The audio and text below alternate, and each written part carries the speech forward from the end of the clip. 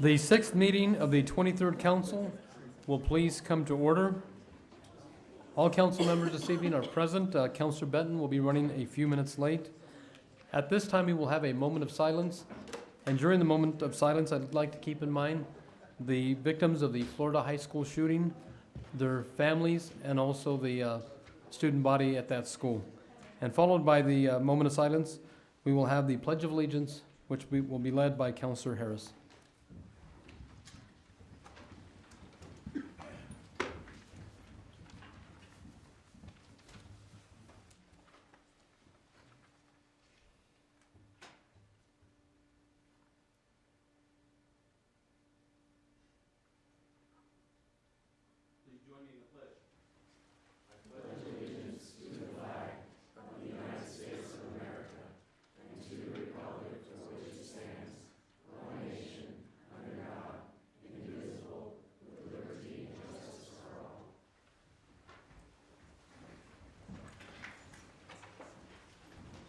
Thank you, Vice President Harris. Civic Plaza parking passes are provided for members of the public. You can obtain a parking pass from the council staff at the sign-up table. The council will take a dinner break this evening at approximately 7 p.m. We want tonight's proceedings to be as civil and as respectful as possible. Please do not make any personal attacks, and please no applause or outburst during the meeting. The meeting will go much smoother if we are respectful of one another. The next item on the agenda is item 3, proclamations and presentations. Councilor Gibson will be reading the first proclamation. Thank you, Mr. President. I really feel honored to be reading and presenting this proclamation regarding domestic violence, and one of the several organizations that we have locally here working to relieve the effects of domestic violence here in Albuquerque. So, and we also have, I almost forgot, 2 representatives from the Safe House. Would you like to come up as I read the proclamation? And Patricia Gonzalez, who's the Executive Director of Safe House, and your financial manager, Deb, and what's your last name, Deb? Brickman. Thank you both for being here. So I'll just go ahead and read this. Whereas domestic violence is a willful intimidation, physical assault, battery, sexual violence, threats, stalking, emotional, psychological abuse, and or abusive behavior as part of a systematic pattern of power and control perpetrated by one partner in a relationship against another, and whereas domestic violence is prevalent in every community and affects all people regardless of age, socioeconomic status, sexual orientation, gender, race, religion, or nationality, and whereas the United States, an average of 20 people are physically abused by intimate partners every minute, which equates to more than 10 million abuse victims annually. And whereas the devastating consequences of domestic violence can cross generations and last a lifetime, and whereas intimate partner victimization is correlated with a higher rate of depression and suicidal behavior, and whereas 1 in 3 women and 1 in 4 men have been physically abused by an intimate partner, and whereas intimate partner violence accounts for 15% of all violent crime. And whereas 1 in 3 female murder victims and 1 in 20 male murder victims are killed by intimate partners. And whereas, as in New Mexico in 2016, there were 19,746 domestic violent incidents reported with Bernalillo County which accounting for 45% of those reports, while 6,779 children were present during domestic violence incidents. And whereas the U.S. Advisory Board on Child Abuse and Neglect suggests that domestic violence may be the single major precursor to child abuse and neglect fatalities in the United States. And whereas survivors abused as children were 6 times more likely than those not abused to be abused as an adult, and 4 times more likely to be told they have a mental illness and attempt suicide. And whereas Safe House in Albuquerque is New Mexico's largest domestic violence shelter, providing services to both adults and children. Be it proclaimed that the council, the governing body of the city of Albuquerque, hereby recognizes that domestic violence is an illegal act, excuse me, that is destructive to individuals, families, and our community, and it commends Safe House for its mission to shelter and empower survivors of intimate partner domestic violence. Sorry. So I just want to make a couple comments. Thank you again for being here to accept this proclamation, and for all of the work that Safe House has done for over 40 years now. I've been in Albuquerque since 79. I was in Santa Fe before that, from 75 on. I don't remember a time when the Safe House was not there. So it's a very long time.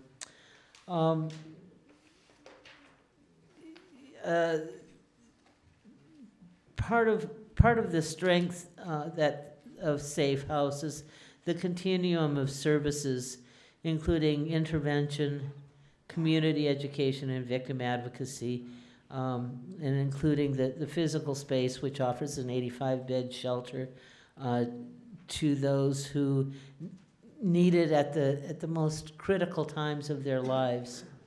And I do have some data here, but I don't want to step on your toes. I think you might. Do you have data? Or? I do not. I gave that to you. Pardon me? I gave that to you to read off. Oh, okay. Thank you. There have been over 22,000 shelter nights to 757 individuals, of which 52% were children. Over half were children under 17 years old. They've answered 1,100 crisis calls, served nearly 30,000 meals, and through the Safe House, 41 individuals have entered the rapid rehousing program. So again, I'm very appreciative of your work. The city is very appreciative of your work. And we'd really like to have you here tonight because of your daughter, Jessica, who used to work here in council services. This is Jessica's mom. And Jessica's 2-month-old baby boy's grandma. So welcome, and thank you for being here. Thank you.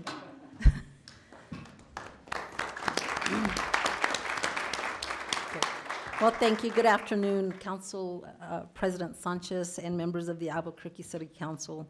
Again, I am Patricia Gonzalez. I'm the Executive Director at Safe House, and Debbie Brickman is our Finance Manager.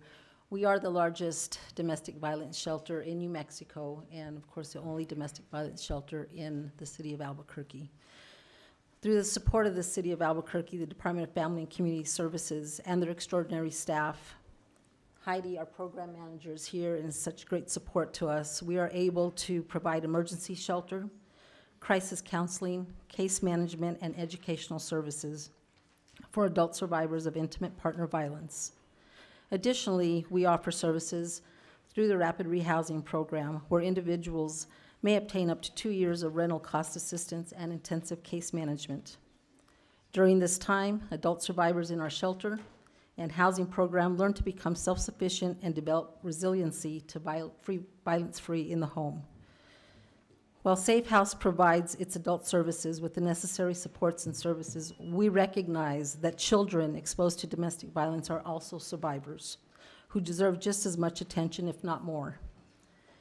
If there's one thing I've learned from my career with CYFD and Child Protective Services and from the exhaustive research and literature surrounding child trauma, violence harms children. Whether they see it, hear it, or experience it firsthand in their home or in their community, violence adversely affects their development and their well-being. There is a misconception that adults make up the largest population in domestic violence shelters. In the United States, DV shelters report that over 50% of their residents are children. Historically, about 60% of resident populations at Safe House range from infants to 17 years old. We'll be the first to tell you that it's not easy living in a shelter, not for the adult and especially not for the children. Learning to live in a communal setting can be stressful for anyone. But my staff and I want to offer a space that changes that. We want children at Safe House to experience a sense of normalcy and enrichment.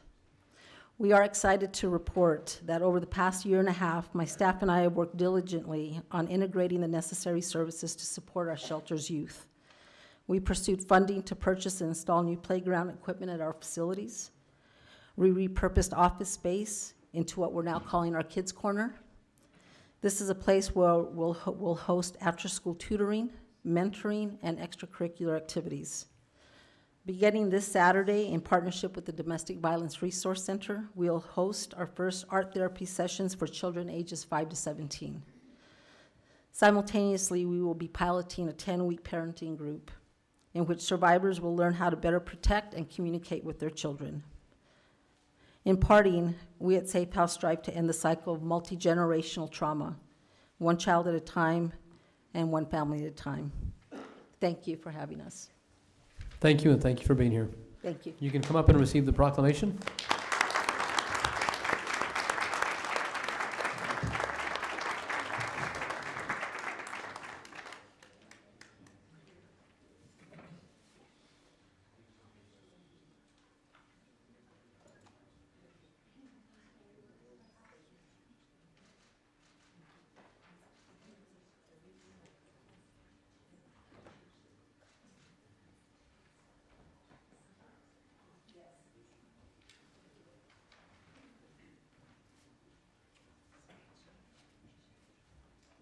We have one more proclamation, and that is the proclamation recognizing Black History Month.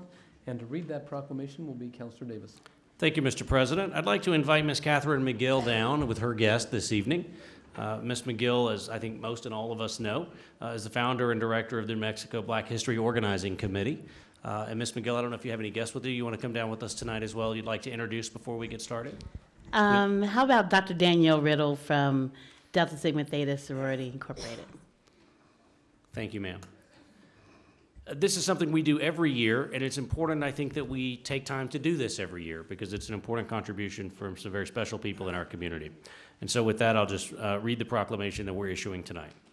And it says, whereas Black History Month has proven to be an invaluable reminder of the cultural, intellectual, and historical richness of African Americans since the celebration was inaugurated by Carter G. Woodson in 1926.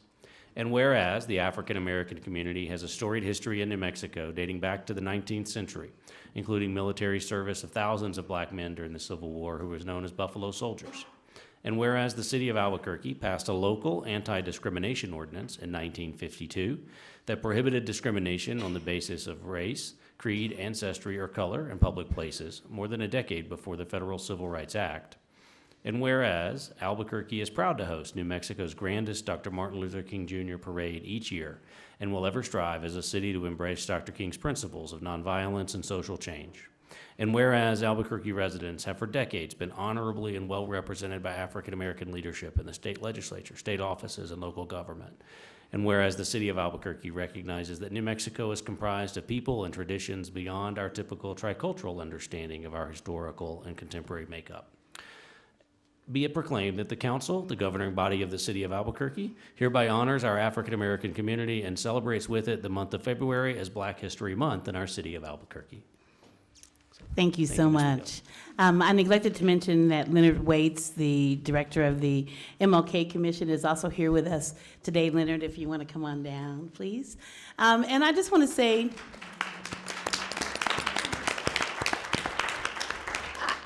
I would just like to say thank you. We want to recognize President of the council and all of the city councilors for having us here. And it's really wonderful to be invited without having to prompt the council to do a proclamation for us. That you did it on your own is to be commended. Carter G. Woodson, who was the founder of Black History Month, as we know it today, said, we need to emphasize not Negro history, but the Negro in history. What we need is not a history of selected races, but what we need is a history of the world void of national bias, void of race hate and religious prejudice.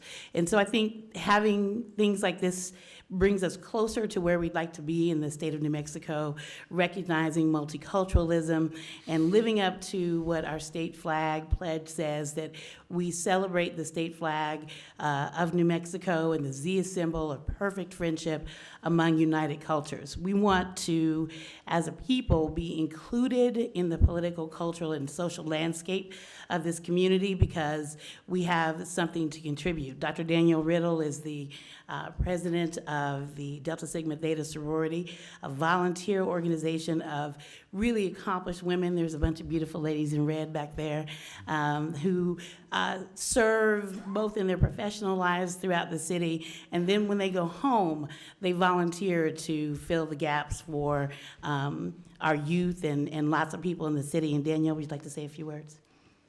Just once again, it's a blessing to be here, and we're grateful that we didn't have to prompt this, but it was a blessing to get that email to come out, and I brought my little ones out with me. It's just a great day when we don't have to fight as much, and we're working more together, and that's what our sorority wants to do, is make sure we're here to help and to support all of you, not just our community, but all of this community, because we're all one community. So thank you. Leonard. You know, I've been here before many a times, and I definitely appreciate your support. Appreciate Brad Winter's support in our track meet and the other things that we do throughout the year. And again, thank you very much. And so I guess in closing, we'd just like to say that if you need us, we are available to this community because we are one New Mexico, and as my grandmother used to say, Lord willing and the creek don't rise. We'll be there. Thank you. We'd like you to come up and receive the proclamation. Come on up.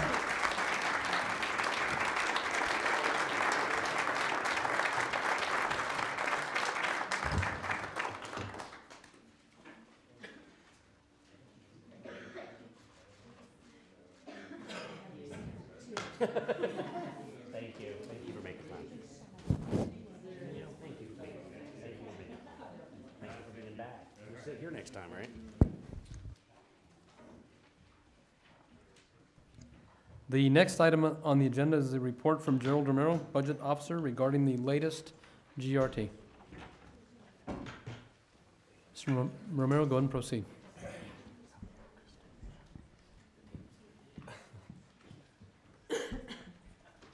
Mr. President, members of the council, the city received its distribution on February the 15th. This would be December activity that we accrue for the month of January. As you can see from this chart here, January as compared to January a year ago was down 0.9%, so that's a negative 0.9. It brings the cumulative growth in gross receipts taxes to date for 7 months to positive 0.9. So our budget, once again, was built on a 3% assumption originally. We've brought that down to 1.7%. So for the 5-year forecast, and that's where it will stay at this point for the remainder of the year. We expect to grow at 1.7. That's our hope. We're trending below that right now. Are there any questions for Mr. Romero? I have one question, Mr. Romero. Mm-hmm. So at the end of this fiscal year, what will be the deficit that we are facing as a city? Because we had projected 6.9 based on the last report. Mr. President, that's correct. We're still projecting a shortage in revenue primarily because of GRT of 5.9 million. So we are working right now, staff's working on projections based on second quarter data. So through December expenditures, we forecast the remainder of the year. We're hoping to close the gap with just bringing expenses in by 5.9 to close that gap so we can finish the year in balance. I do think it's important to note that without the hold harmless The food and medical portion of our distribution is really bringing down the whole distribution for the city. If you take that out and assume we don't get any distribution from the state for food or medical, we actually would be growing at about 2.8%. So there's still something going on, as Dr. Blair spoke to you guys about last time we presented. There's still some anomaly that we're researching, talking to the state about with regard to the distribution owed to us from probably large grocers that are not reporting information correctly to the state. And remember, there's really no incentive on the state's behalf to audit this, investigate it, because the money comes out of the state general fund. It's not taxes paid by the grocers, it's just information reported to the state, and then the state makes a distribution to the municipalities and counties. So we still have a strong suspicion that there are some that are not reporting correctly, and it's possible when this is followed through that there might be a one-time true-up or distribution that gets us some of that back money. And I have one more question. Councilor Benton, over a year ago, asked that you send a letter to Tax and Rev regarding the distribution of the GRT. Did they ever respond back? Mr. President and councilors, actually, I spoke with council staff about that with Ms. Yara, and it turns out it was a letter from Councilor Benton to then State Auditor Tim Keller, and we need to follow up on that. We have not followed up with the current state auditor to see if that's still underway. In fact, maybe Ms. Nair might you have want to comment? Thank you. Thank you, Council President Sanchez, members of council.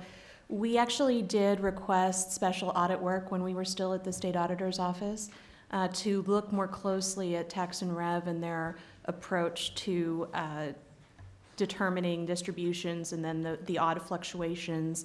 And then sometimes you guys would either get a big check or be told that your last check had been too big. And it was, and this was not the only municipality facing that issue. We had a variety of them all across the state. That is, the results of that audit actually came out after we left and are publicly available as part of the Tax and Rev FY17 audit that should be available on the state auditor's website. But the long and short of it was that there were a few problems, primarily technological, going on at Tax and Rev that were causing these fluctuations, and that there was also seemed to be some discrepancy between sort of the internal information and then the external information that you all would get to substantiate the actual distributions you were receiving. So if you'd like, we can make sure that everybody gets a link to that audit that again, it came out after we left that office, but hopefully that'll have some more detailed information for you. Thank you. Any other questions for Mr. Romero? Council Vice President Harris? Thank you. Maybe I can just delve into this a little bit more, because it sounds like what Ms. Nair is talking about is a little bit different than what Dr. Blair was talking about. Is that correct? I mean, in terms of auditing how some major taxpayers are reporting, is that the concern? I mean, and explain that again, if you would, Mr. Romero, that we think that what is being, the hold harmless, you think that they're holding, I don't know how to say this, but they're holding back too much for certain sectors? Mr. President and Councilor Harris, let me sort of distill this down. So in the early 2000s, I believe it was, we were still receiving tax revenue for groceries sold in the community and medical services.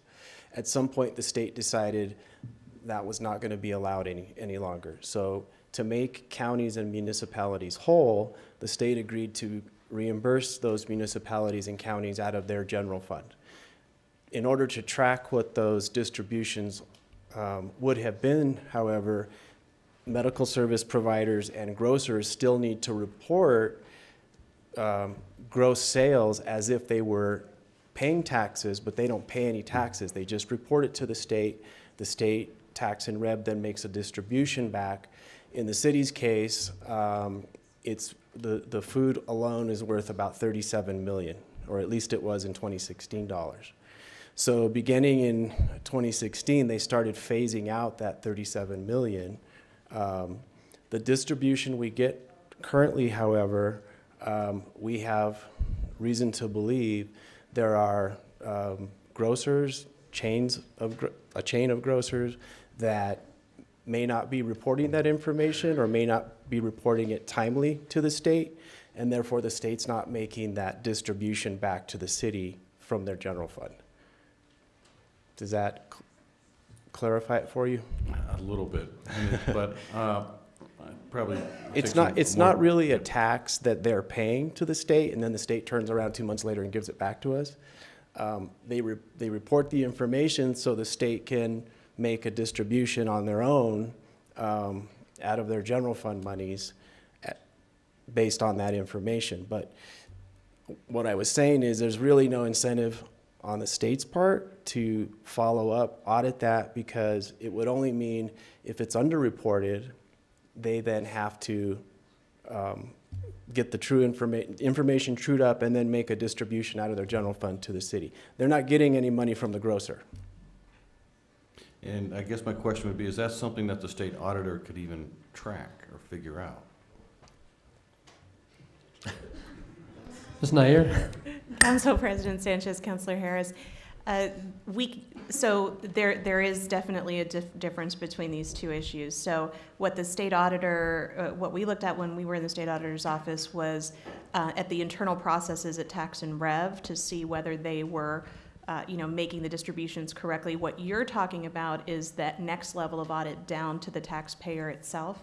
And that would be something that Tax and Rev is supposed to do, not something that the state auditor has jurisdiction to do. Okay, and I'm just speaking off the cuff here. Maybe something we can do next legislative session is offer to pay some auditors for Tax and Rev to do some work for us to figure that out. Thanks. Councilor Gibson, and then Councilor Gibson. Thank you. Ms. Nair, and maybe you were talking about that just a second ago, but my question is, were you able, or the people who took over after you, able to look at the what was reported by these individual stores or businesses in order to, come up with what might have been a proper distribution? Council President Sanchez, Councilor Gibson, we happen to have the former Deputy State Auditor and now CFO for the city, Sanjay Vakta, who can answer those more technical How questions. handy. Thank you. Convenient. Mr. President and Councilor Gibson, we tried. I think you are asking right questions, and those are the questions we had in our audit program. But TRD was very protective of the data. They did not they didn't want us to look at the specific taxpayers' tax returns. The issue is that, as Jerry Romero mentioned before, the taxpayers are not educated. They don't know why they are reporting this data because they think, I'm not collecting tax on groceries. There is no need for us to report it. And we depend on that reporting. If the reporting is correct, then the state would calculate the tax, and as if the tax was received, based on that they would distribute to us. So there is no mechanism for TRD to actually see if the taxpayers are reporting the data correctly. And City of Albuquerque had little bit of access there. Jacques Blair took some training, and then they allowed us to look at some tax returns. And it seems that some large grocers are not reporting that grocery sales. And I think we may be missing out on that. The other issue that TRD has is that they have no mechanism to actually look at the location code. So for larger businesses like Walmart or Whole Foods, they tend to report not by the locations. And we may be missing out taxes on that. And the other thing is also Amazon. That's a huge issue we have. It's growing almost at 20% a year. However, we are not collecting a dime on whatever they sell in New Mexico. So we have lots of issues on this. So, and what you discovered was outside of the audit, right? That was just something that you and Dr. Blair found out? Yes. When In looking at the- these? That's right. In the audit, we discovered that they are not reconciling on a timely basis. That's number one issue. And they are actually not ensuring that the taxpayers are reporting the sales of the grocery. They Well, have no mechanism to check that. So, this may just be a rhetorical question, but I hope not. I hope somebody can answer this. If tax and revenue knows things like this are happening, and we have a state auditor's department, and they are prevented from looking at, because of privacy issues, I presume, to do a full audit and say exactly where the problems are. How does this get fixed? Mr. President, Councilor. Is that a Gibson. rhetorical question, I guess? Let me turn it over to Counselor Davis. Go ahead and proceed, Counselor Davis. Well, you should give the man a Wait, chance wait. to say something. It's an excellent question. I think, as Councilor Harris suggested, I think, maybe there would be a legislation where the legislation would compel the Tax and Revenue Department to do this specific audit. That would be the answer to that. Counselor Davis. I realize we're talking about things beyond which we have much control. However, I'm going to ask Ms. Nair, can you put your legal hat on for me for a minute and hopefully help? I understand that this is a tax and rev function and they have access to the data and the auditing of there would happen. But I also hear you say some of the grocers simply don't understand what they're doing, and if they were to come in compliance, it would help us. It seems to me that we have an opportunity to do a self-education with those persons who obtain business licenses in the city of Albuquerque that tell us they sell groceries and have those inspections. Could we explore an opportunity, or is there any prohibition anyone knows of that would prohibit the city of Albuquerque from doing our own outreach and education to those persons who sell groceries to be sure that they understand the process and how to fill out the paperwork and to do all that work? And it seems to me that would be a useful function of someone in the city or some contractor for a small amount of money that might generate some significant return for us. Ms. Nair. Council President Sanchez, Councilor Davis, I think that's a great idea. I have not looked or asked legal to look at whether there are any barriers. None come to mind at the first blush, and so we will look into it and report back to you. Council Vice President Harris. Thank you. So let me kind of boil this down because I think it's sounding, even to me, esoteric. I think I finally got it. So, Mr. Romero, if I understand, and I used to work in the tax department, and we used to, as lawyers in the tax department, we used to acknowledge that there really wasn't any problem that we could do anything about if you have a taxpayer whose sales were all deductible versus a taxpayer whose sales were exempt, and that, in theory, you had regulations that said if your sales are all deductible, we probably really didn't have a legal mechanism of issuing you your $5 penalty, because it might actually be illegal to do that because there's no tax owed. So why do you even make me file a return? So I can imagine the lawyers and so forth in Albertsons or whatever saying, who cares? Because let me make sure I understand this. So if, let's say it's $100 million of sales from selling groceries that they just don't report because they don't feel like it because it doesn't matter to them. But if they reported that $100 million of sales, then the state would be required to send us a check for that money. And that check goes down every year because the hold harmless gets pulled back. But every year, they'd have to send us the municipal portion of that $100 million that was reported from Albuquerque.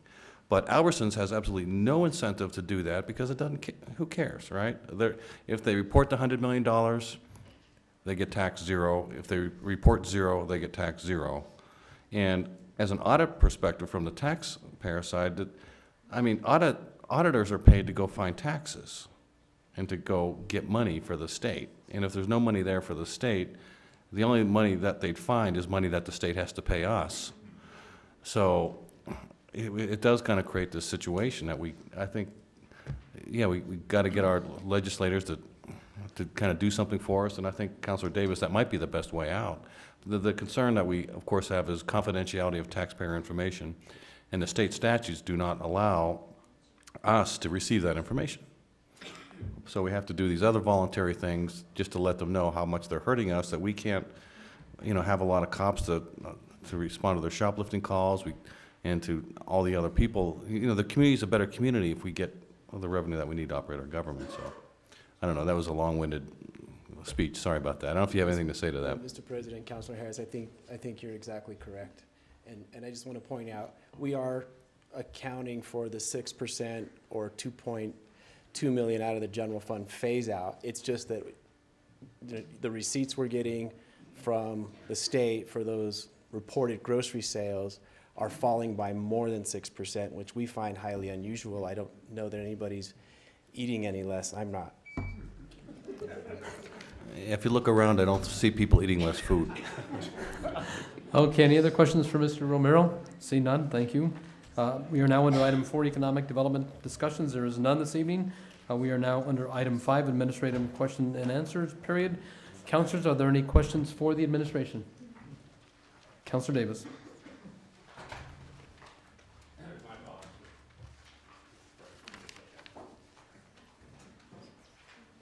Mr. President, thank you. I just wanted to recap with Mr. Rowell very briefly. I knew you and I had a chance to talk just sort of weekly now about ART updates. And I saw in the paper over the weekend and through our conversations, I think there's been some significant progress in terms of the street and station improvements. In my understanding, about maybe 70% of that punch list is sort of done and the rest in progress. And then, of course, we saw that regarding the electric buses, I mean, we really applaud you for working to get BYD to deliver, I think, 5 or 6 new buses this weekend. I know there are a few more coming. Can you just give us a progress sort of on progress to being done on construction as well as the buses delivery?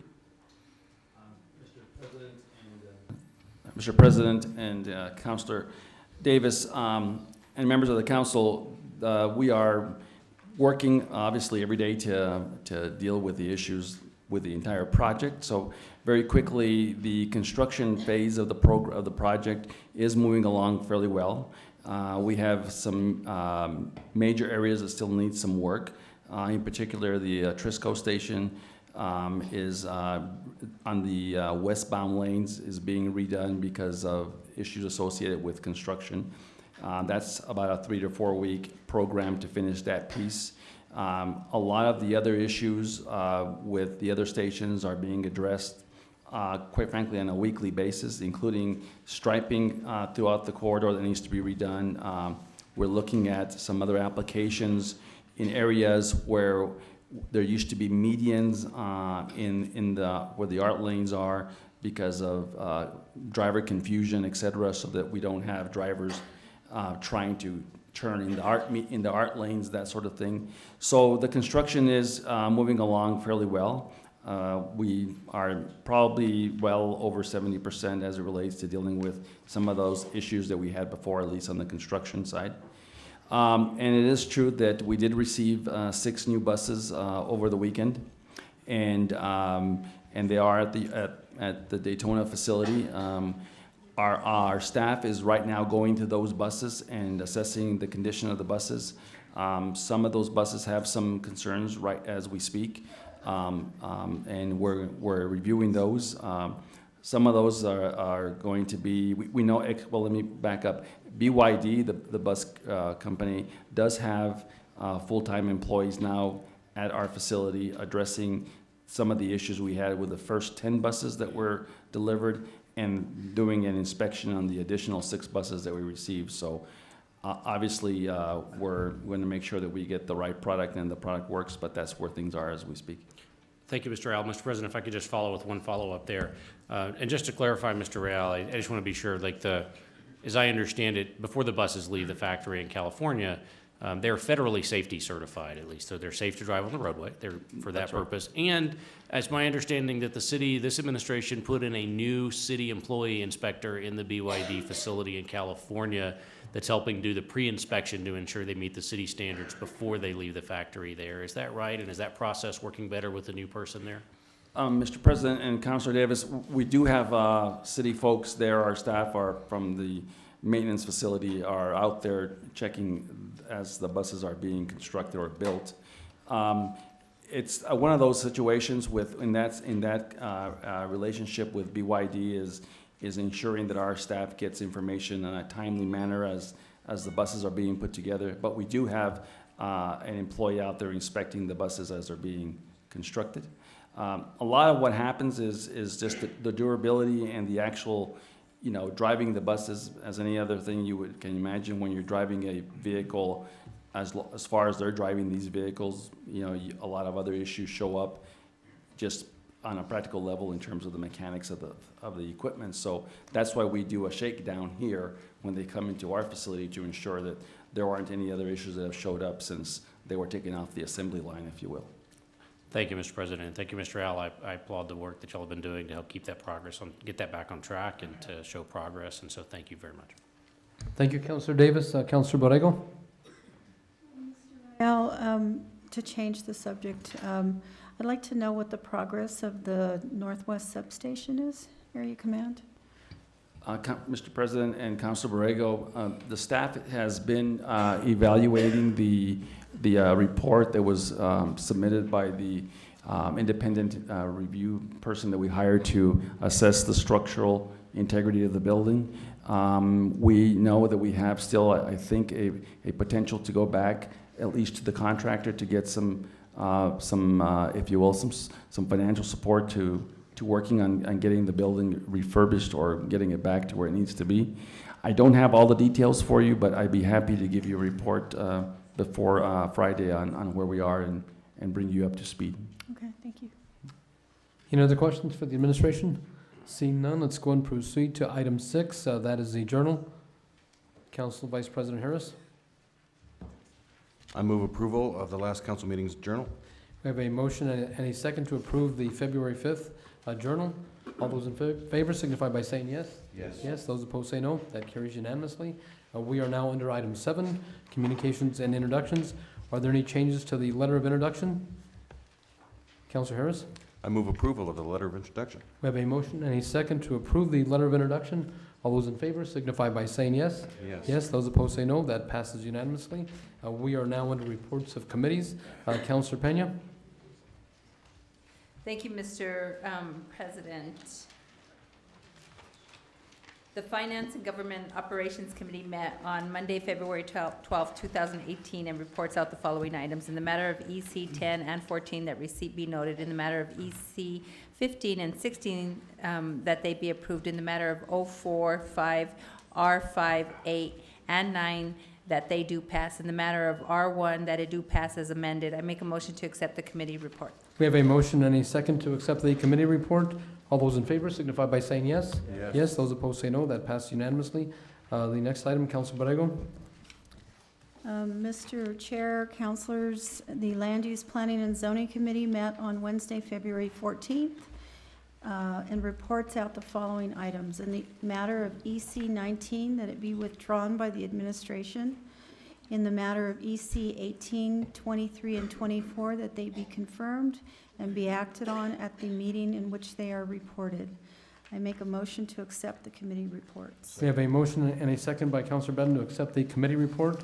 All those in favor signify by saying yes. Yes. Yes. Those opposed say no. That passes unanimously. We are now under deferrals and withdrawals.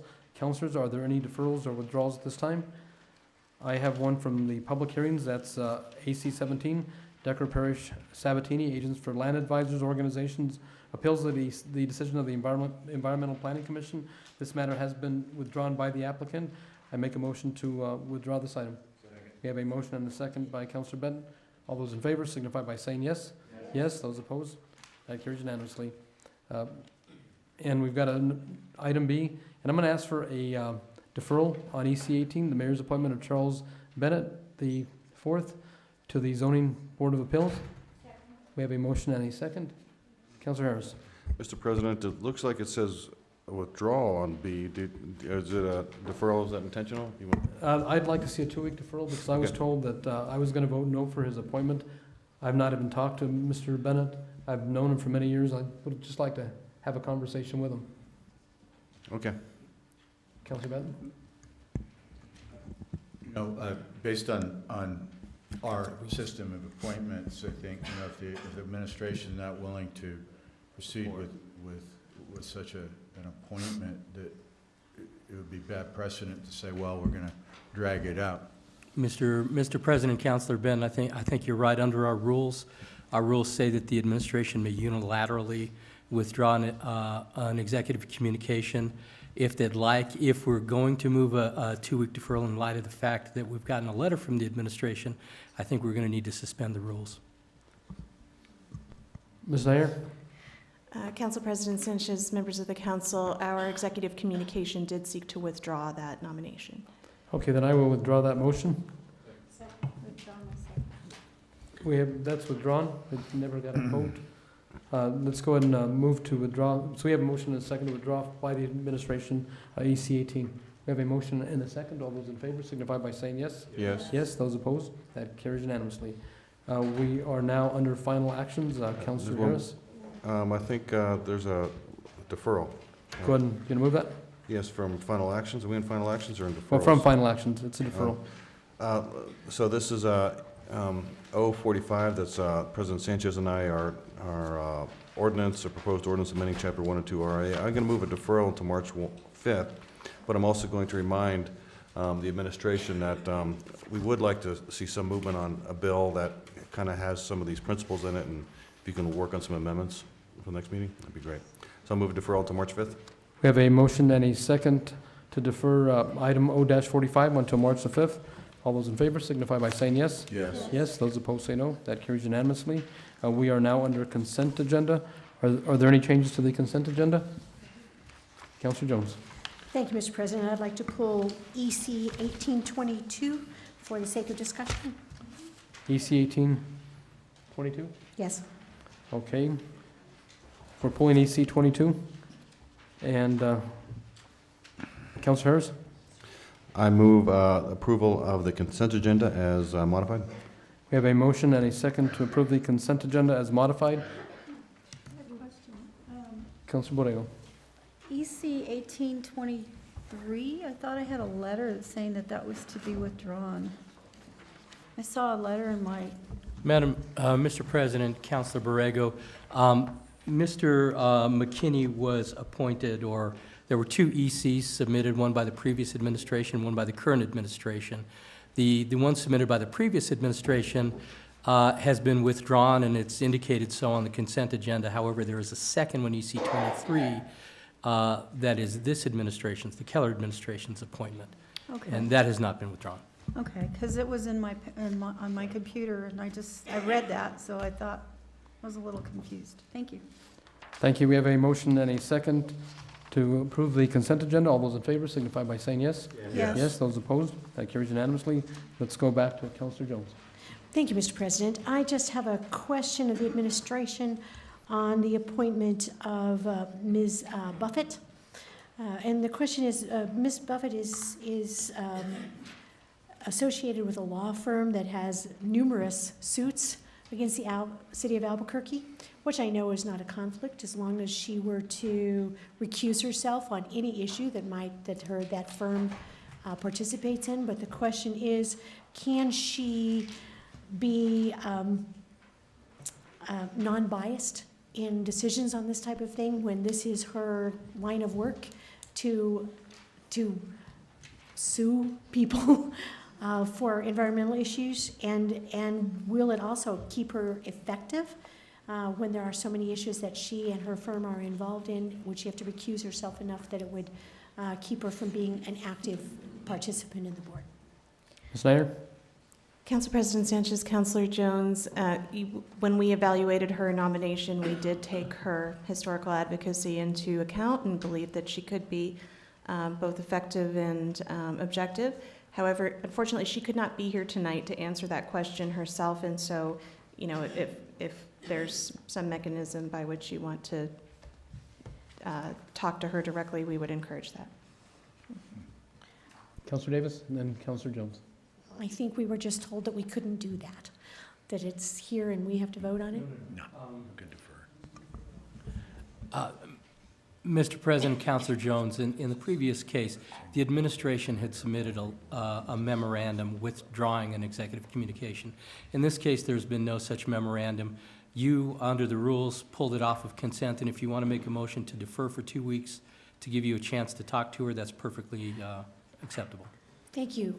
And I would like to make that motion if the administration agrees with that. I think we need to ask a few questions, and I have never met her. I don't know, but I just have a little concern there. And I know we want people on these boards who understand what the boards do, but sometimes it's a little too close and it's hard to be objective. So I would like to make a motion to defer for 2 weeks. We have a motion and a second for deferral. Councilor Davis. Thank you, Mr. President, and I thank you, Councilor Jones, for raising the question. I know Ms. Buffett well. I know several of us do from work and her record for years working on behalf of the state and numerous state boards and commissions, including Game and Fish, working for Governor Richardson. She's worked on a number of air quality issues and advised all kinds of federal agencies, state agencies, and even our local agencies on these issues. I think her expertise in this area is well suited for this work. I've worked with her personally for years. I think she's well suited and has a great record of doing the research and knowing the details well. I think that's precisely the reason why she's participated in so many advocacy actions on both sides of rules for and against and otherwise, and interpreting how they've been applied. I think that's perfect for us. I don't see a conflict there at all. I certainly expect that, like any of our other appointees, would she have a conflict, the same rules would apply to her as they do to us. And the Air Quality Board, as long as the administration is committed to fully appointing that board and keeping it staffed, has a membership that has a capacity to maintain a quorum and continue to do their work. If any of their members were able to were required to step aside on any particular case. So I don't have any issue at all tonight with moving forward, given her qualifications and work. Councilor Benton, then we'll go back to Councilor Jones. Yeah, I would just say that certainly Ms. Buffett has been an advocate and an activist with regard to the environment. At the same time, I think on this type of board, there are all sorts of people from all sorts of walks of life who serve on a board such as the Air Quality Board with sometimes their own professions or professional associations. And I think in this case, in this particular board, which I've had my ups and downs with this board, and the concern that they really there's certain preemptions that prevent this board from perhaps fulfilling the wishes of the community sometimes. But when we do have an advocate, a person who's advocated for the environment, and essentially we're really just talking about clean air and trying to do the right thing with regard to clean air in our community, I think she would be very, very well qualified to serve on the board and would, is the type of person that would certainly, I have no doubt, would recuse herself if there's any conflict of any sort. So while I appreciate Councilor Jones's interest in interviewing her further, it seems like that could have been something that could have been done prior to now. Councilor Jones? Thank you, Mr. President. I don't know that I have any issue either. I would just like to meet her and ask her some questions, and that, of course, when they come to us, sometimes that isn't made possible. So I'm not saying I will vote against her in any way. I would like to ask her some questions, because when we're this deeply involved in an issue, sometimes it's very difficult to be able to vote and separate, and I'm not saying she would be, but if you all will remember, I quit my day job because I knew there were going to be too many issues that could be a conflict, and so I just want to ask her some questions and get to meet her, and I'm sure she's wonderful and a great appointment. I would just like to satisfy that personally. Councilor Harris, then we'll go back to Councilor Benton. I'll certainly support the deferral, and I don't think there's a problem with asking the questions. I think the questions that might be relevant is if she's suing the city on these issues, and then if she's getting, if on a position where she could actually benefit from this volunteer position because she's getting information that then she could use in her practice, then that's not good. But I have a feeling that, at least I'm hoping that when I don't know anything about her in her litigation against the city, but as long as it's not in this kind of an issue, then I think there's no problem. That's my take. Councilor Benton? Thank you, Mr. President. Do we know when the next meeting of the board, or when, I mean, what's the status of the docket of the board, if you will? A sense of that? Is there a reason we couldn't, there'd be a delay or a problem with a deferral so that Councilor Jones can find out more about the appointee? Go ahead and proceed, Ms. Nair. Council President Sanchez, Councilor Benton, I believe the board just met last week, and so it would be next month before they would meet again. I also think this is the only vacancy, and I'm not certain that any of the information about her suing the city is accurate. So we would certainly also be able to inform you more clearly on that before you get a chance to meet her. So based on that, for the deferral just till our next meeting, I would support. Councilor Borrego, before we go to vote. I just kind of have a general question about for the administration regarding vetting of appointments.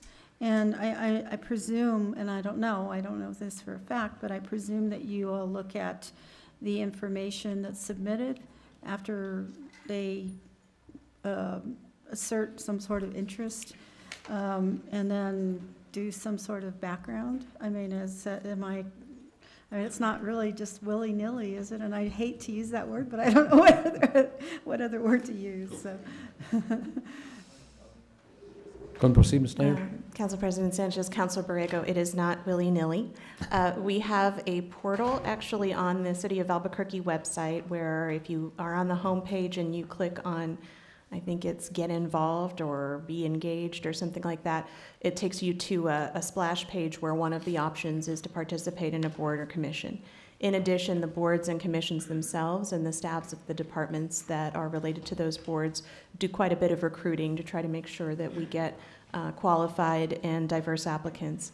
After they come into our office, they go through the Deputy Director of Constituent Affairs, Helen Maestas, who's actually here tonight, to go through the vetting process, which includes the same type of formal background check that other employees and appointees go through. And then they're vetted by the team before making a decision as to whether they're appropriate for appointment. So, Mr. Chair, I guess what I would just say is that, I with some degree of confidence, have at least some comfort level that by the time they get to the council for recommendation, they've gone through that vetting process and that background. So I just wanted to have that on the record. Thank you. Council Vice President Harris. Thank you, Mr. President and Councilor Borrego. One thing I think is kind of interesting about our system is that we amended our charter, I think, in 2007, and unlike the United States, we had this advice and consent language for appointments, I think in the state too, but our city charter actually, we changed it to say prior advice and final consent. And there's also provision which we almost never use, which says that the city council can actually appoint people if the mayor's not. You have to give the mayor notice that we're going to do that. So I think our system does kind of anticipate that we're going to be a little bit more involved than just, approving after the fact. So I really, and I also want to appreciate what the mayor's doing. I'm sensing a lot more activity with these boards and commissions, that there's been a lot of recruitment going on, getting a lot of people involved, and that the first time I've seen this much activity in these boards since I've been here. And so I think that's great, and I think this discussion is also good too. Councilor Borrego. I just have one more comment, and I think that it's important that, if there is or appears to be some sort of benefit or undue influence, I think that there needs to be a process, and I don't know the exact rules, but I would think that there already exists, that already exists. So, I think that, I hope that would be something that would, the administration would continue to do if in that event. Thank you. Thank you. We have a motion and a second for a 2-week deferral until the next council meeting. All those in favor signify by saying yes. Yes. Opposed? That passed unanimously. We are now under general public comment. There will be a 2-minute time limit. The light on the podium will be green for the first minute and a half. Then the bell will ring indicating you have 30 seconds remaining, and the light will turn yellow. At the 2-minute time limit, the bell will turn red, meaning your time has expired. I will be calling the first 5 speakers. Once your name has been called, please come to the front and be prepared to speak. The first speaker is going to be Joe Williams, followed by Don Schrader, Simon Polakowski, Leland Taylor, and Tom Dent.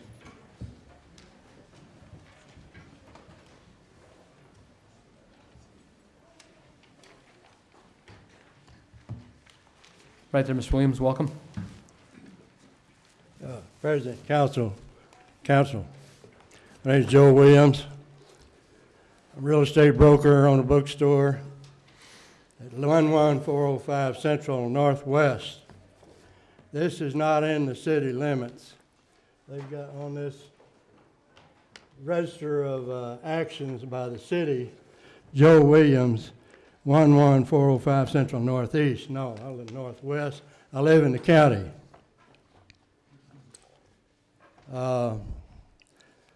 I was out at the Love's truck stop, new truck stop, top of the hill today to meet 2 detectives there. There's automatic weapon fire between 12 and 1 today, 50 rounds before they got there and 50 rounds after. They fire automatic weapons out there all the time. It's against the law to discharge automatic weapon in the county.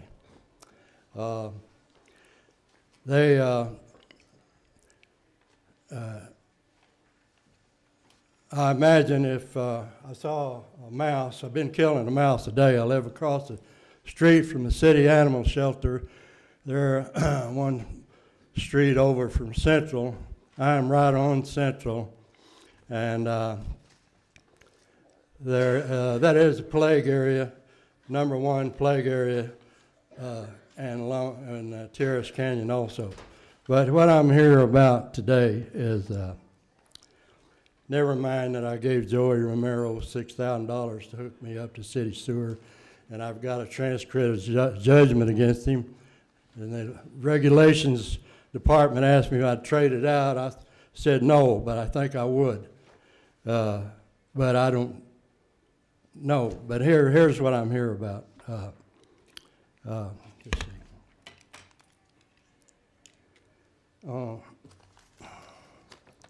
On Williams, I apologize. What? But your time has expired. I'm well, sorry. Can I just read what that's on there? Mr. Williams, we have a time limit. It's just these 4 things here. Mr. Williams, we follow the rules, and you have a 2-minute time limit. And you can come back at the next meeting and indicate your issues with the council. I can read these at the next meeting? Yes, you can. Thank you. Thank you. Councilor Benton? Council. Mr. Williams has come down here and waited and made the effort to come down. If you could, quickly read the 4 items that you have, just so we understand what you came down here for, please. He's going to allow you to we're going to allow you to proceed, but if you could do that fairly quickly, I'd appreciate it. Bring these items. No, you can go ahead and give us the items now, sir. Well. Because I know it's difficult for you to get down here. Go ahead and proceed. Yeah. Go ahead and proceed and finish up your comments. Thank you. No. Sir, we're going to let you. Mr. Williams? Mr. Williams, we're going to allow you to finish up your comments, the 4 items that you had. Oh, they said I could do that. Oh, okay. Yeah, this is what I came in here for today. This is a register of actions by the city of Albuquerque. #1, companion animal with no current animal register license. Well, I live in the county. I don't have to have a city license. Companion animal #2, no current annual city license. I don't have one. They're my companion. They're my guard dogs. It's dangerous out there. They bark and let me know when somebody comes around. The 2 friends I've got. But the next one is no adequate shelter. Well, I have a manufactured home, a big fireplace, and a couch here and a couch here. The dogs sleep on the couch, and I sleep over here by the wood-burning fireplace. And when I let them out of my car to go into the house one dark winter night, they shot off into the dark. 2 days before that, a man with the city says, Mr. Williams, go ahead and proceed with your 4th. Please go and proceed, because your time has already expired. The 4th item. Go ahead and give us your 4th item. Give us your 4th item. Your time has expired, so if you could, okay. please. Can I go to the 4th item? Yeah, go ahead. Okay.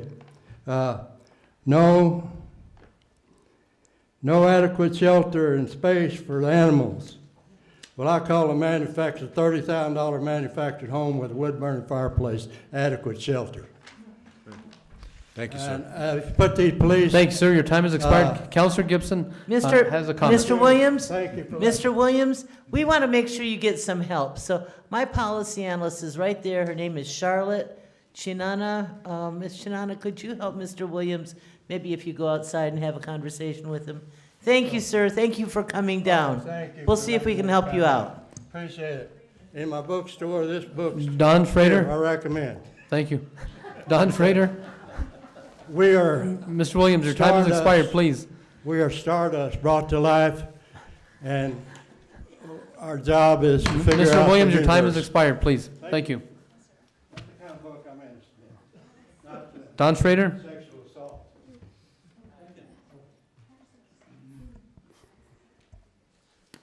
When would it be right for an enemy nation to murder our families? If never, how can it be right for the United States to murder their moms, dads, and kids? The U.S. military has murdered far more moms, dads, and kids than all the drug dealers, street gangs, and mafia combined. I know of no street gang, no mafia that pays preachers to ease their consciences and to pray with them for God's help in slaughtering their enemies, but the U.S. military does. Paid chaplains in U.S. military uniforms. I oppose all war. 49 years ago, I began 2 years of non-military community service under the draft, first in Arizona and then in Albuquerque. That's how I first came here in 1970. I refused to go murder people in Vietnam. So for me to pay federal income tax to train and equip other USANs, largely people of color and of low income, to become professional hired killers, to murder on command with no conscience, would be more evil than being a soldier myself. Almost half of federal income tax goes for U.S. wars, past, present, and future. If almost half of your tax dollars burned homes and murdered families on your street, would you pay? Are neighbors abroad less human, less precious than neighbors on our street? I have paid no federal income tax for 39 years. I enjoy living simply far below the taxable level. Thank you. Next speaker, Simon Polakowski.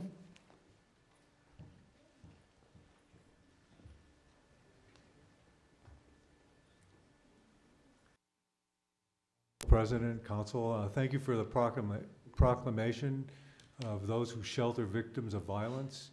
At Public Access, before it switched management teams, there were the potential producers who were going to have a show about domestic violence, about what people could do who were victims or of domestic violence. It would have been an outreach program, and it would have probably aired once a week.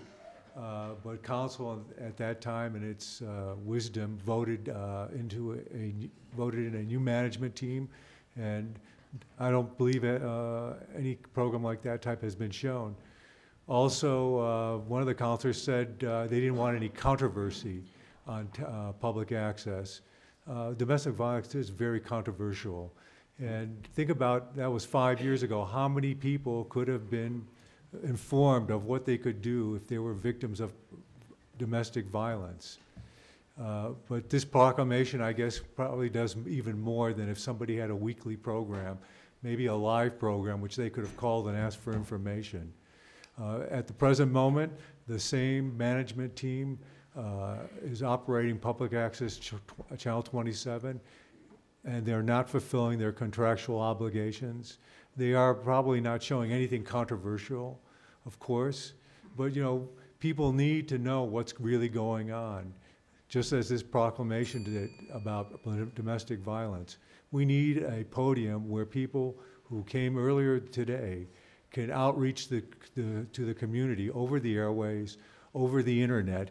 Maybe they're afraid to go in person, but if they see somebody like themselves who outreach to them, maybe they can get help, maybe they can prevent the worst. Thank you. Thank you. I have one question for the administration regarding the U-Public contract. I know their contract has expired. They've been given an extension. Where are we at with the RFP process? Council President Sanchez, members of the council, we took a hard look at the RFP that had been prepared prior to us coming here based on the concerns that we've all heard here in the council chambers about what constitutes programming and also what constitutes local. And so our attorney, Jane Yee, down in the legal department, did some revisions to that RFP. We're currently in the process of finalizing it, circulating it within the building for signature, staffing up the ad hoc committee. So that should be on the street shortly. Thank you. Okay, next speaker will be Leland Taylor, followed by Tom Dent, followed by Barbara Grothus and Sue Flint. And if your name's been called, please come to the front to be prepared to speak. Welcome, sir. Good evening, and President Sanchez and councilors, I appreciate your time. I'm here to speak my opposition to any tax increases which are in development. I've read a proposed ordinance which lists all of the deficiencies, vacancies, and needs for additional employee vacancies to be filled. And then at the end of it, it says, but the money will go into general fund. Well, that sounds to me like a license to conduct the shell game. What I've seen is that the city has funded art through vacancy fund and other entities where the money was not intended for its use in art, and now is in a position where they have to make up that by raising taxes. And we all know that raising taxes are not good for the economy. Taxes do not create employment, neither does regulation. And we have a decreasing gross receipts tax, as I hear earlier this evening, and we are looking at raising taxes to reduce business content in this city. I'm still baffled why there's an economic development effort on one hand. On the other hand, you are strangling businesses. We have one of the highest gross receipts and general receipt tax structure, plus an impossible regulatory program where it costs $11,000 to get a patio in the city. So I think really we need to look more at management. We need to look at getting systems in place to cut expenses, to consolidate, make more efficient. We may have to cut some programs, but let's not cut our business lifeline. Thank you. Thank you. Barbara Grothus, followed by Sue Flint, followed by Barley Kane.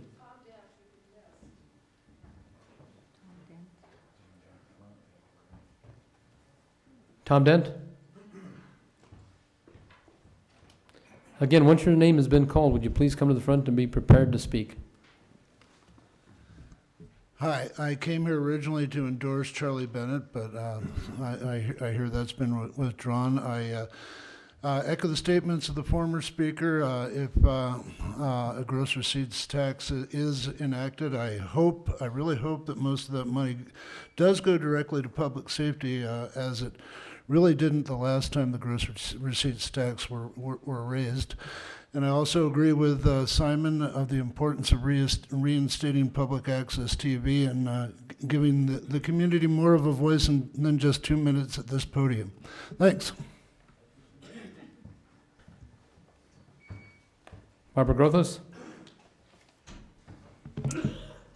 Good evening, President and councilors. You know, we're reading in the papers or online now about the mismanagement of the DOJ process costing us millions of dollars under the last administration.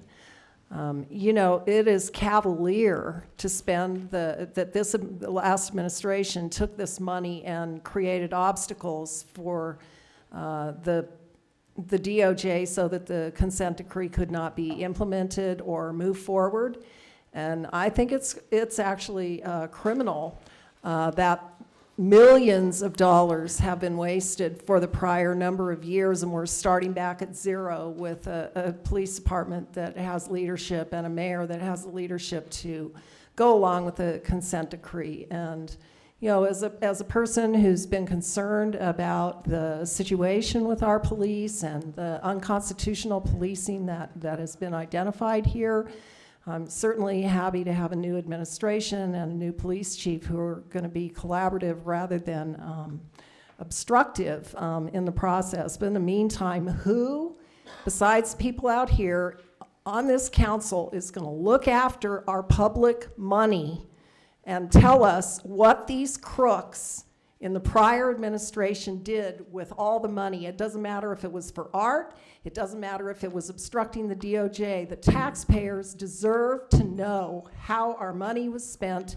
and where the hundreds of millions of dollars have gone that are being alleged to have been misappropriated by the way that speaker to people before, or the prior people talked about. It's really insulting to be out here and find that we're being asked now to tax ourselves higher, while at the same time this criminal conduct has gone on here against the people. Thank you. Thank you. Sue Flint, followed by Barley Kane.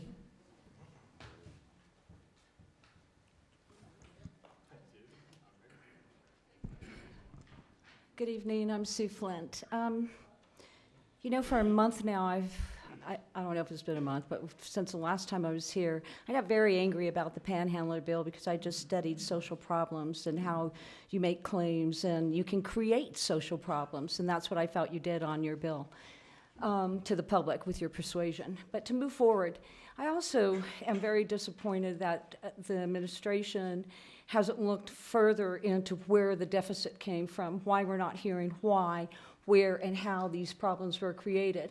I know because I made it a point to retire and go to school to educate myself to understand how these things happen. I've watched you, I take your bills, I call the people that you go into business with. Councilman President Sanchez, you never once picked up the phone for Presbyterian to ask Mr. Jefferson about that Presbyterian hospital. You know, Wall was bullying them to make a certain commitment. They might have put that money in, but they can quickly take it out. And they have no intention of being bullied into building a hospital unless there's a need. You know, you want to tax people when you've been giving away the taxes. I stood here before you and said, in the economic development and all the bills that you were passing for the developers, I told you about Albuquerque development commissioners who were writing all of these bills for themselves. And like the Imperial Building, Mr. Silverman, he was supposed to pay property taxes. How did he get out of property taxes? That would have generated money. He got Yes Housing in there and fell under the nonprofit, so he doesn't pay it.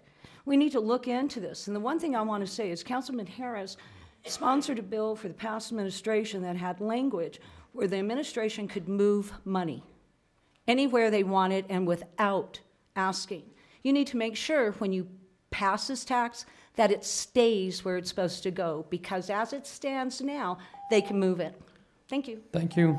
Burley Kane, followed by Tom Greer. Go ahead and proceed. Good evening, Commissioners. My name is Burley Kane. On behalf of Americans for Prosperity and the 25,000 members we have supporting us in the state, I ask that you vote against a gas tax. You don't bring it to the table. I would talk about a couple numbers. 500 million and 75 million. And 500 million is the amount of money that you guys had coming in from the safety fund, from what we understand, for police. And that went to the general fund. You guys have already tried this trick, taking money, saying it's for something, and then dumping it into the general fund. 75 million, it's the amount of money you guys dumped into Central to replace the old buses with new buses. That don't work. You guys need to understand economic prosperity. We stand in opposition to the gas tax, to the gross receipts tax, to mandatory sick leave, to minimum wage increases. If you guys want to compete, you have to realize that cities around us are competing with us. States around us are competing with us. The world around us is competing with us. If you want the kids to stay here, they have to have jobs. If you keep taking all the money from the people in this state, they will leave and go somewhere where it's a better climate for them. So please be more rational, more accountable, and think about the economic prosperity of the Albuquerque citizens. Thank you. Thank you. Next speaker, Tom Greer. I'm not as tall as Burley. Tom Greer. I'm the State Field Director for Concerned Veterans for America.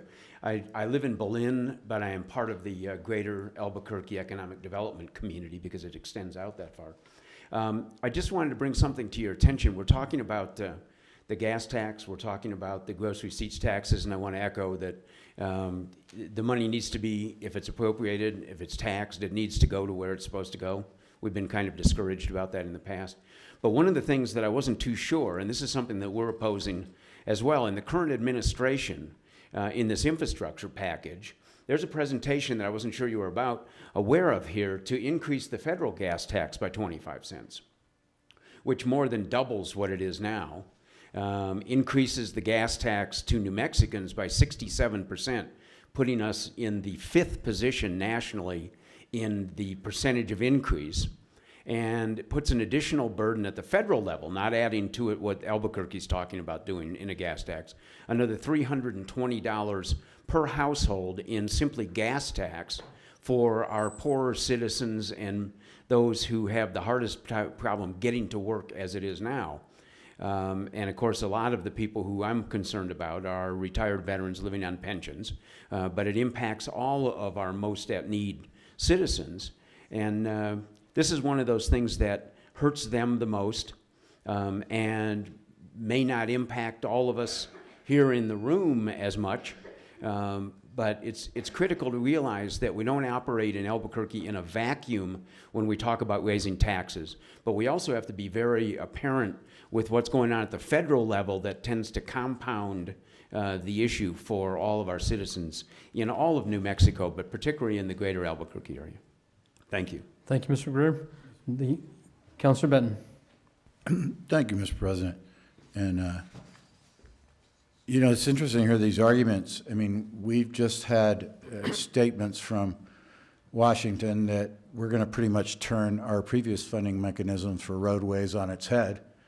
And instead of the feds helping us out to the tune of 80% of projects, we're going to turn that on its head, and we're going to get 20% from the feds, and we're going to have to raise 80% ourselves. So people that are coming down here and saying, well, the Fed might be doing something and the state might be doing something, and you guys should not, and some of the same people who just spoke came down and said, we should not be enacting a 2-cent per gallon gas tax, and I maintain that we're going to have to start looking at that type of revenue, especially when it's directed to it's essentially a user tax for roadway maintenance. And just because we let that expire after a year because there's a new administration and people wanted to digest what that's all about, I'm not planning to let that drop. And I think we've got to look at local revenue under these circumstances. So, you know, we could get back on a horse and buggy on a crumbling road that's turning to dust, and I think that probably still works, maybe with a horse. But otherwise, it's not going to work for the city of Albuquerque. So I find these arguments really interesting coming from folks who have come down here over the years and said, don't do this and don't do that and don't spend any money and don't raise any money for city government. I'm here to tell you we've got to raise money for city government or we're going to be in deep trouble. Thank you. Councilor Davis. Councilor Borrego.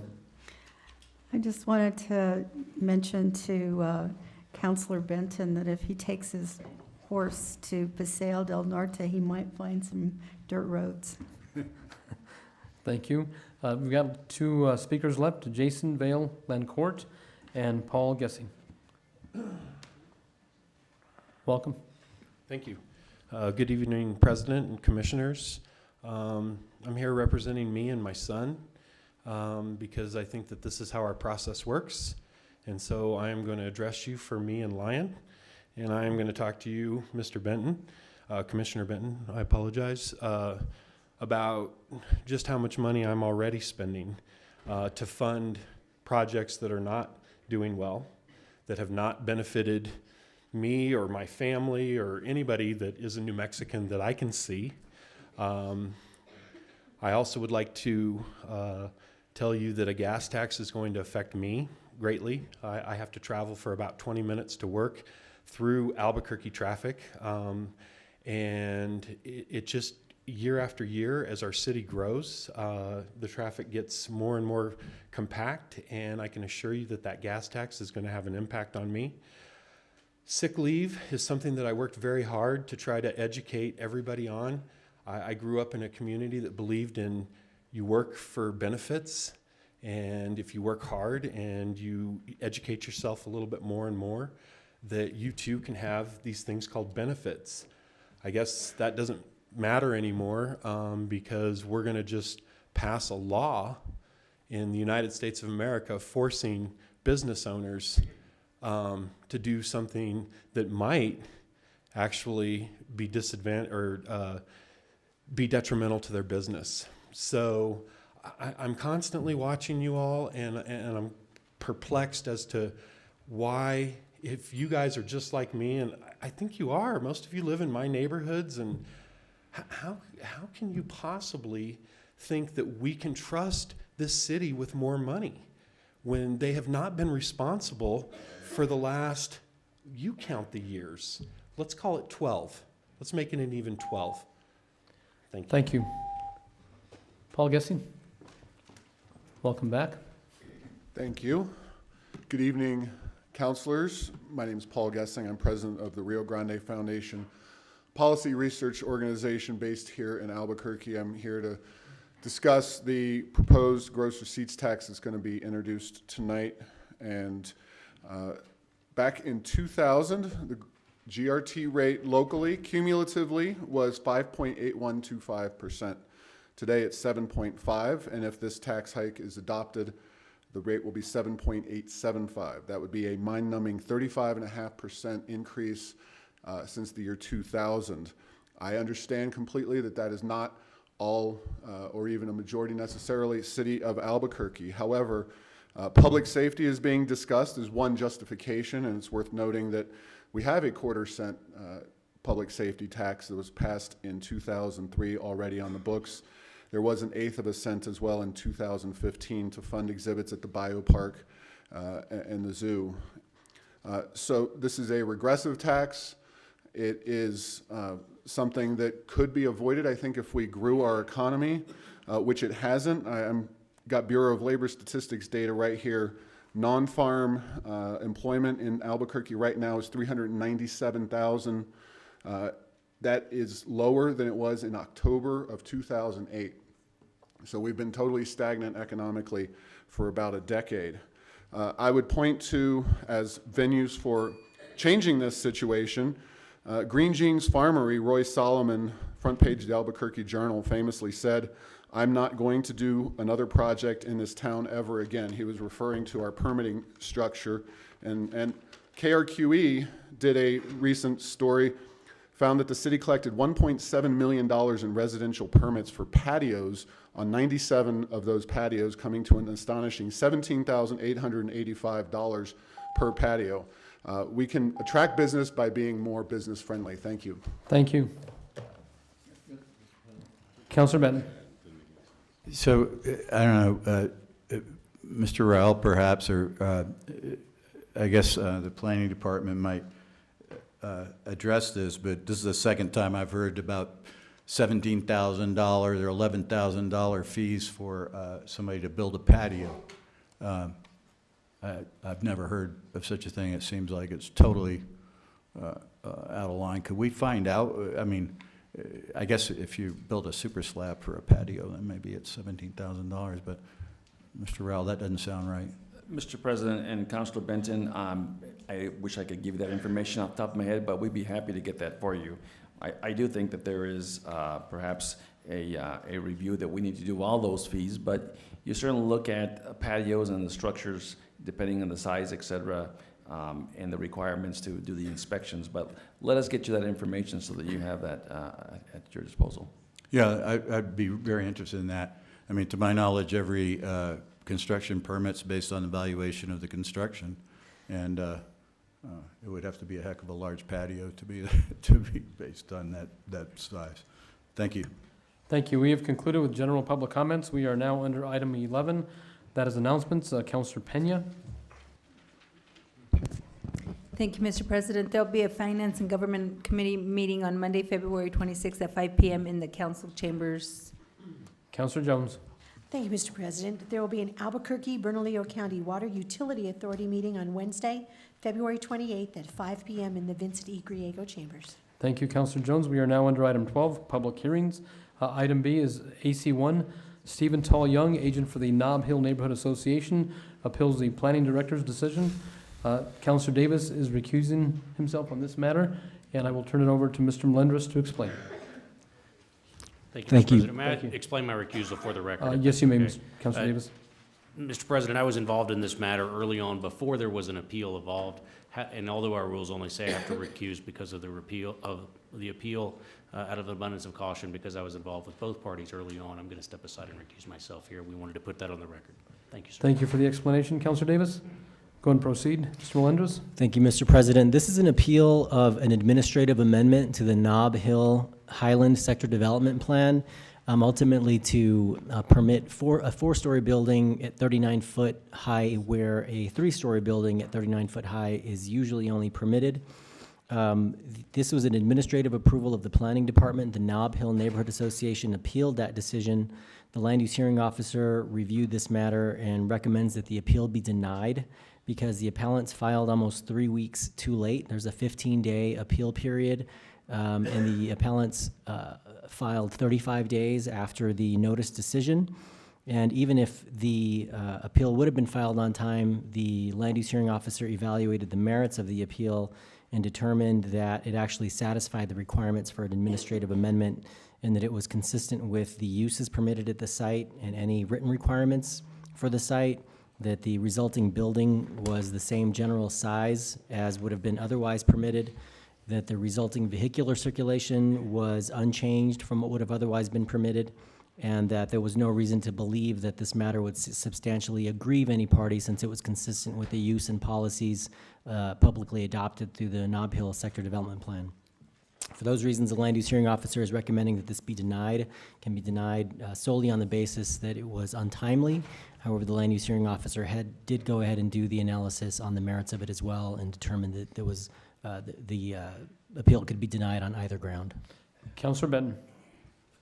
So, yeah, on that important point, that on these grounds alone, that the appeal was not timely filed, the LUHO recommended that this appeal should be dismissed, and I think that's I certainly agree with that, and we do not want to be setting some bad precedents of allowing late filings of appeals and then listening to all sorts of arguments that we would be listening to if we were to try to take this on after the fact. So I move that that we accept the LUHO's findings and recommendations. Second.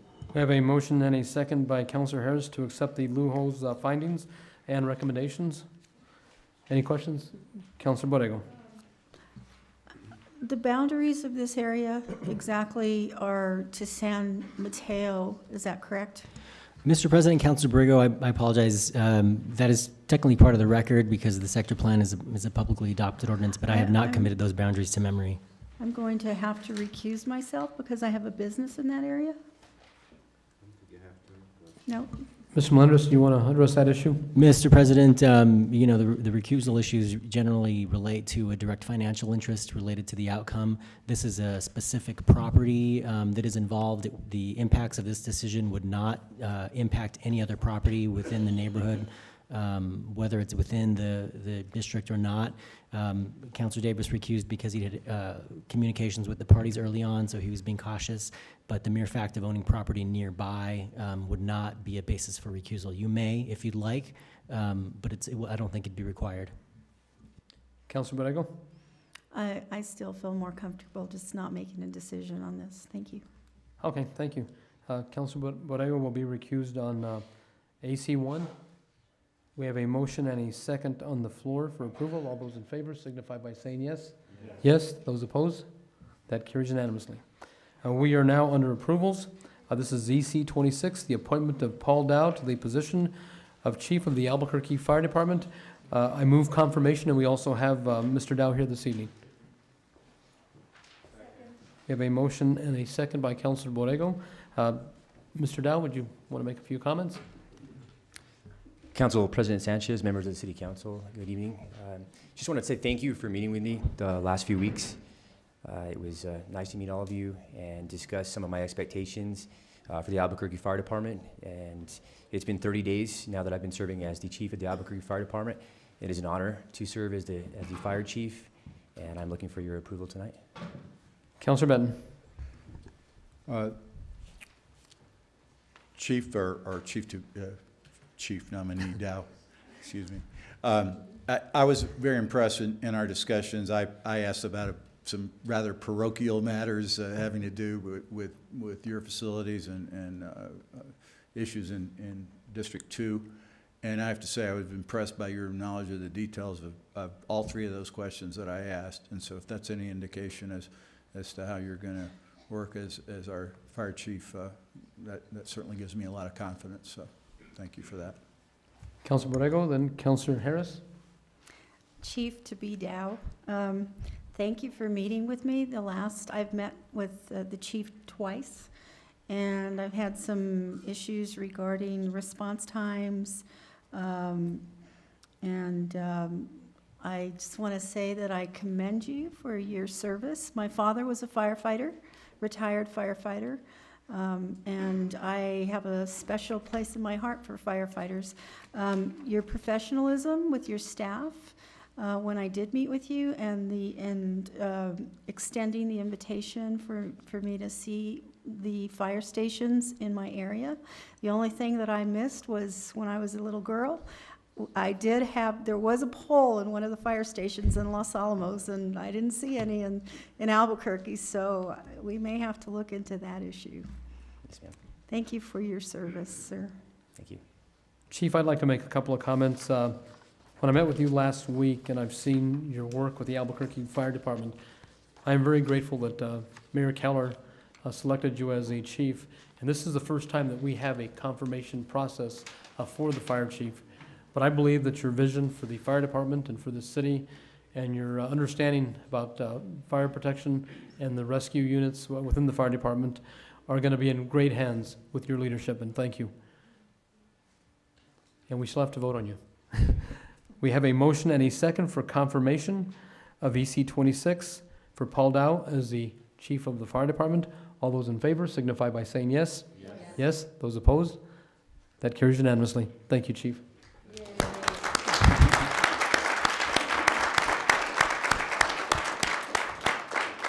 President Sanchez, City Council members, thank you very much. Thank you. We are now on item B. Councilor Winter. Thank you, Mr. President. This is 055, prohibiting elected officials, departments, boards, commissions, advisory groups of the City of Albuquerque from organizing, sponsoring, and advertising or hosting political forums.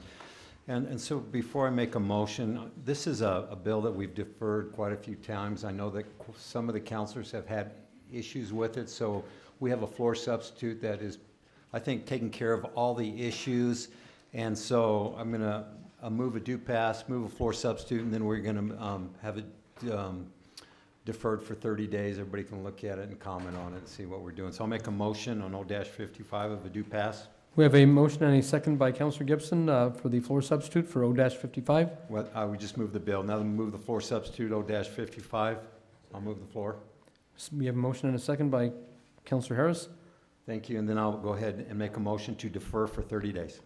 We have a motion and a Mr. second. Mr. President, if we could vote on the floor substitute first. Okay, let's go and vote on the floor substitute. All those in favor signify by saying yes. Yes. Yes, those opposed, that carries unanimously. Move a deferral for 30 days.